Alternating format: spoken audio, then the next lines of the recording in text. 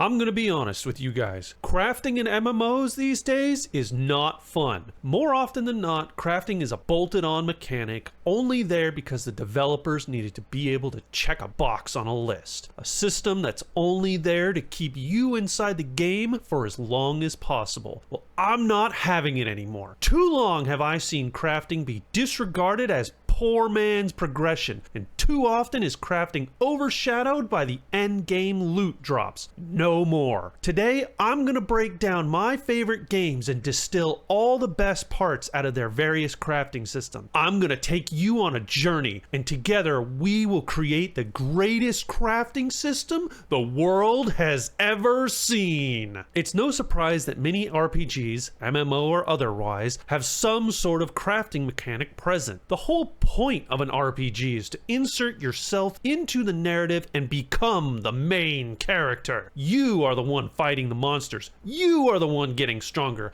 You are the one saving the world. And it's that second point where crafting comes into play. Getting stronger. Crafting takes this step and expands it. You, the player, can now get stronger, not only by defeating monsters, but also by ripping the raw materials out of the very earth and pounding the elements into submission to bend them into the very tools of destruction you seek to wield!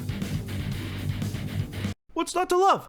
In the end, crafting is all about having agency over your journey to gain more power and defeat more powerful enemies. Pay attention to that word, agency. It's going to come up a lot. Now that you know why crafting is important in RPGs, we are going to go over the 3 ingredients that I believe will make the perfect crafting system. Ingredients, progression, and agency. Step 1 in all crafting is gathering materials. And if you want to craft something, you're going to have to go out and get a bunch of other somethings first. And sadly, in many RPGs, this is where we see the crafting diverge from the main gameplay loop. I like to talk a lot about my time playing EverQuest 2.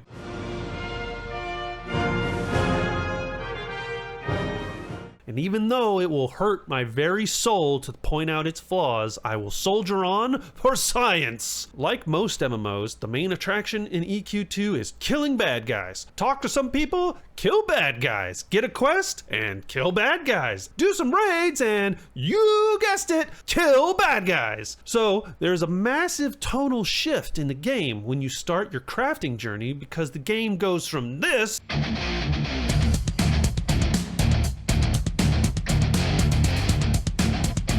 to this.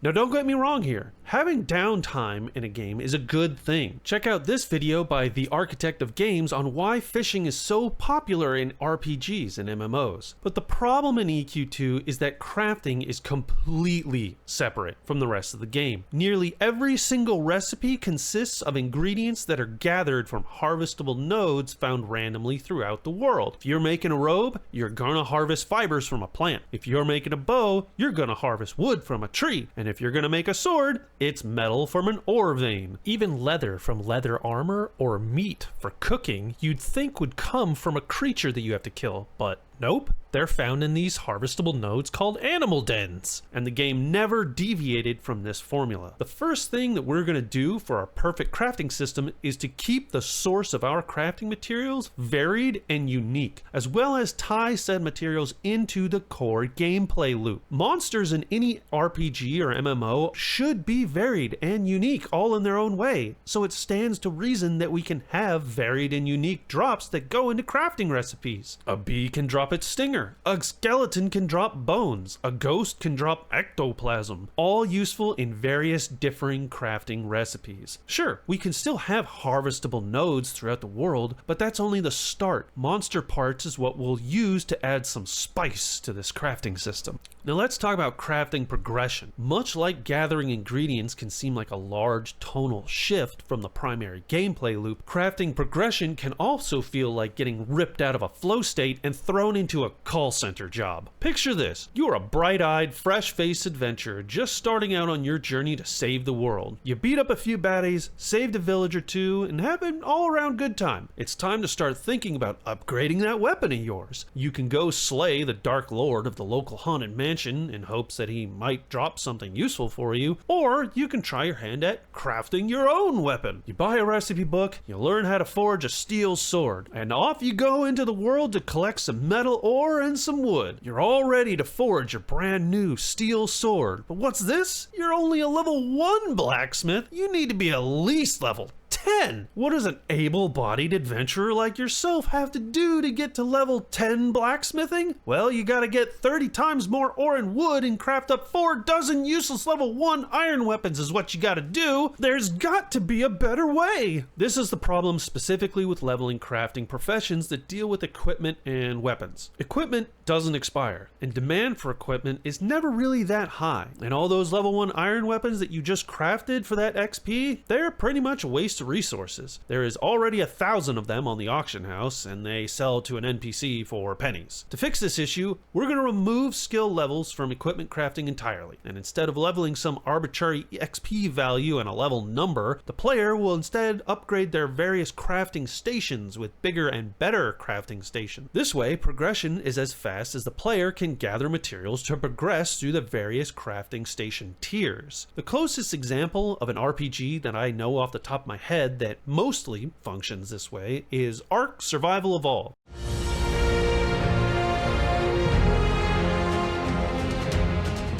In Ark, the player starts off with only being able to craft things directly out of their inventory, and then graduates to the smithy and a forge, then to the fabricator and chemistry bench, and finally to the tech replicator. So long as the player has learned a recipe and had the proper workstation and ingredients, they could craft that item. There's no crafting specific level system necessary. Now, Ark only had a handful of crafting stations that were progression gatekeepers. Our perfect crafting system can have many various stations. This system, where progression is tied to crafting stations and their upgrades, is meant to give the player better sense of agency over their progression. Being able to say, I built a titanium smelting forge, just hits a little harder than, I leveled blacksmithing from 9 to 10 today. Speaking of agency, let's talk about that. When I say agency, I'm talking about the player feeling like they are in control of what is happening. And there are a few ways that crafting systems these days take that agency away from the player. And I got 4 points that I want to talk about. First is random chance, or more commonly known as RNG. The game would see the player succeed or fail a craft based on the roll of the dice. I can think of no moment in my MMO crafting career that RNG got my blood boiling more than the crafting mastery tests in Aeon.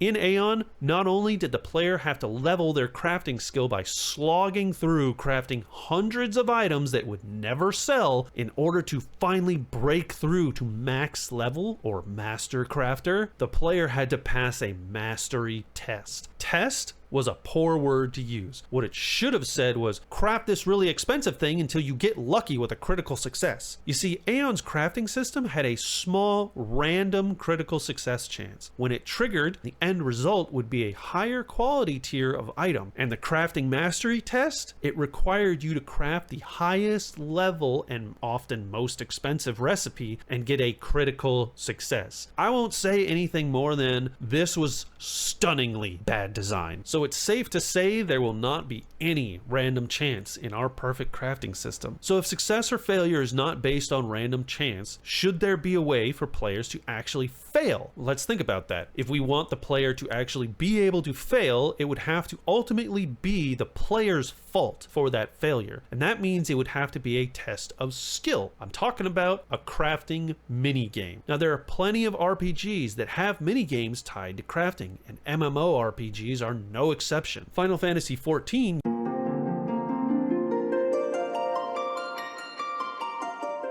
Final Fantasy XIV uses a sort of minigame where the player must pressed crafting skill buttons in an optimal order, balancing their crafting energy versus crafting progression. And my beloved EverQuest 2 had the equivalent of whack-a-mole, where different issues would pop up and the player had to press the corresponding fix or risk losing crafting progress. Neither of these mini-games was necessarily bad, but neither were really a test of skill either. In the end, both of these mini-games quickly became little more than a nuisance, and having a player tediously go through the same exact mini-game every single craft would quickly wear out any amount of novelty that mini-game may have added to the game. So suffice to say, no, the perfect crafting system will not have a mini-game tied to it. And that brings us to our third point on agency. Having the player, or rather the player's character, actually do the crafting. This might be a minor gripe from me personally, but there is one RPG that really irked me with its crafting system, and that game was Monster Hunter World.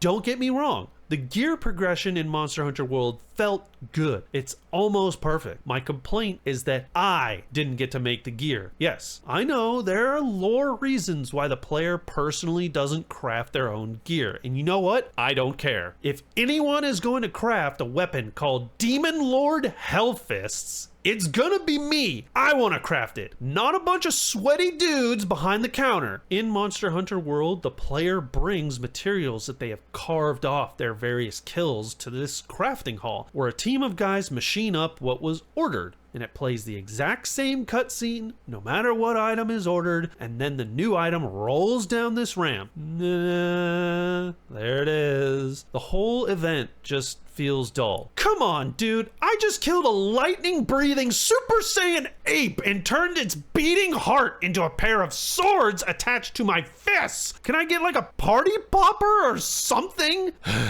I'm not asking for a Macy's Day Parade for making a pair of Uggs, but there should be something more than this. A thumbs up, a good job, I'll hold the item above my head with a ba-na-na-na-na.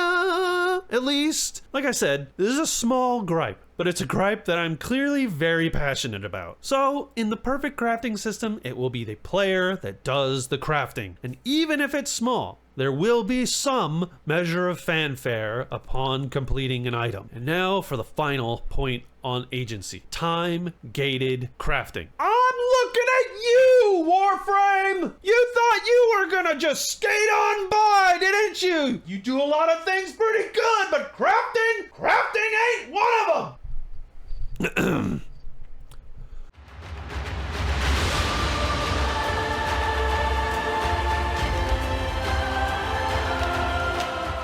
For those of you not in the know, Warframe has some pretty outrageous timers on its crafting. Whenever the player wishes to craft something, they throw the materials into this generic 3D printer, and then they wait. A few things take like 60 seconds to craft. Some take hours, and some take days. This time gate is to incentivize players to spend premium currency to skip the crafting wait. And I could talk at length about this, but we're gonna stay on target today and focus on just the crafting system. Suffice to say, time gating does not feel good, and it's definitely not going to make the player feel like they are in control. Agency and whatnot. So the perfect crafting system will not be using time-gated crafting. And those are my 3 ingredients that will go into making the perfect crafting system. Now, I didn't just make all of this up without a lot of extensive scrutiny of all of the games that I've played in the past, as well as a mountain of deep dives done by other very smart people. And throughout my research, there's always been one particular game that always kept popping up. Many would call it a perfect game. It manages to do everything that I just covered in regards to crafting, and that game is Terraria. Terraria has it all. A plethora of harvestable resources both above ground and below. A large cast of monsters, all with varied loot drops that can be used as crafting ingredients. Every ingredient is uniquely named. There is no crafting job or level or experience. Crafting progression is directly tied to what crafting stations the player has access to. There is no randomness in deciding whether or not a craft succeeds or fails. There is no crafting minigame. And the player crafts everything themselves. The one thing Terraria is missing is an actual crafting animation or fanfare when a legendary item is created. Crafting a wooden sword versus crafting the armor made from the essence of a chaos god. Ta-da! It could use just a little something, maybe. But since it gets perfect marks in all other areas, I'm gonna let that one slide. So I guess that's it. All this time to tell you that my perfect crafting system is Terraria with extra steps. But hey, at least now you know why. Thank you for listening to my mad ramblings about crafting in MMOs and RPGs. If you made it this far, why don't you leave your favorite dessert in the comments, just to confuse the people who didn't make it this far. And if you liked what you heard and you want to see more mad ramblings, you should subscribe. And if you didn't already know, I have been making my own 2D MMO for the past year and a half now, called Noia. You can check out some of my devlogs over here. Again, thank you. I've got to get back to work, so I'll see you all next time. Bye.